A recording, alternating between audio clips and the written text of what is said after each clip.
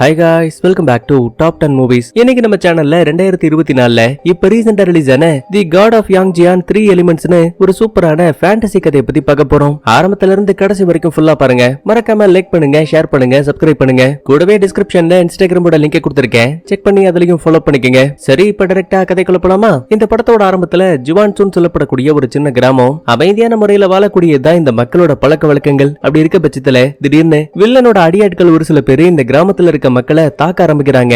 நீங்க நினைக்கிற மாதிரி கதையோட வில்ல ஒரு மனுஷன் கிடையாது. அவன் ஒரு தீய சக்தி, அதாவது டீமன். 20 ஆண்டுகளுக்கு முன்னாடி இம்மார்டல்னு சொல்லப்படக்கூடிய ஒரு மந்திர பள்ளியை சேர்ந்த ஆளுங்க ரொம்ப கஷ்டப்பட்டு வில்லனையும் சகோதரியவும் ஒரு மாய கிணறுக்குள்ள சிறை வச்சாங்க. பட் இருந்தாலுமே அந்த வில்லனோட அடிமைகள் மனித இனத்தை அழிக்கணும், எப்படியாச்சும் தங்களோட தலைவரை திரும்ப கொண்டு வரணுங்கிறதுக்காக வழியில எந்த ஒரு சின்ன சின்ன கிராமங்கள் தெரிஞ்சாலும் கூட அதை யோசிக்காம அட்டாக் பண்ண ஆரம்பிக்கிறாங்க.